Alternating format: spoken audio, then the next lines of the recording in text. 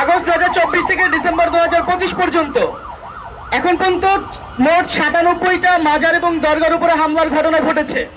সেই ঘটনার প্রেক্ষিতে আপনারা যদি দেখেন, মামলা দায়ের করা হয়েছে মাত্র 11টি এবং এর মধ্যে তদন্তর অগ্রগতি হয়নি 10টিতে। এবং এই 2026 সালেও আপনারা আমাদের পূর্ববর্তী বক্তা কুষ্টিয়ার ফিলিপনগরের ঘটনা বলে গিয়েছে এবং রিসেন্ট আপনারা শাহলী মাজারের কথা জানেন।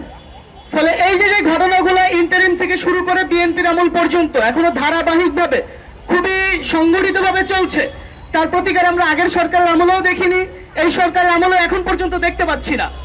বন্ধুগণ, একটা রাষ্ট্র কতটা নিরাপদ, কতটা গণতান্ত্রিক, কতটা মানবিক সেটা নির্ভর করে তার সমাজের প্রান্তিক জনগণ কতটা সুস্থ নিরাপদে বসবাস করতে পারে।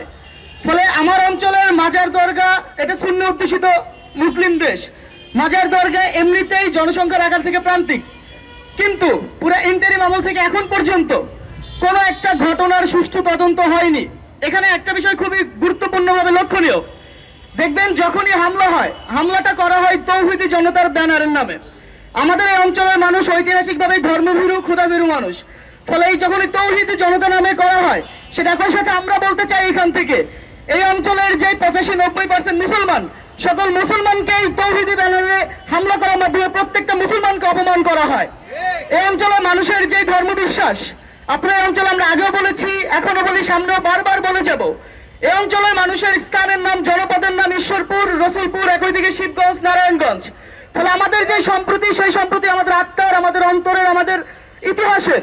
ফলে কোনোভাবেই যারা রাজনৈতিকভাবে ধর্মকে ব্যবহার করে তাদের হীনস্বার্থ চরিতার্থ করার বারবার চেষ্টা চালিয়ে যাচ্ছে, সেই চেষ্টার বিরুদ্ধে এই অঞ্চলের যে মুক্তিকামী মানুষ, যারা সাম্প্রদায়িক সম্প্রীতি রক্ষার মানুষ, তাদেরকে ঐক্যবদ্ধ থাকার আহ্বান জানাই।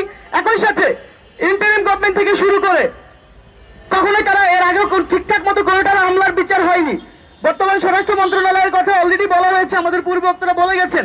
আমরা উদাত্ত আহ্বান জানাই, যথেষ্ট হয়েছে, এখনই সময় ইতিপূর্বে যত ঘটনা ঘটেছে এবং সামনে যাতে এরকম ঘটনা না ঘটে, তো প্রত্যেকটা নাগরিকের, প্রত্যেকটা মাজার দরগার নিরাপত্তা এই বিএনপি সরকার সুনির্দিষ্টভাবে নিশ্চিত করবে। আপনারা বীজ বপন করছেন, সেটি এক সময় আপনাদের জন্য কাল হয়ে দাঁড়াবে।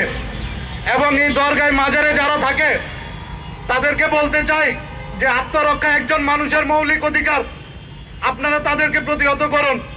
তারা সর্বোচ্চ 50-100 জন আসে, আপনারা এখানে হাজার হাজার শত শত উমর থাকেন, আপনারা সকলে মিলে প্রতিহত করলে এরা কয়েক সেকেন্ডে দেখবেন যে নাই হয়ে গেছে।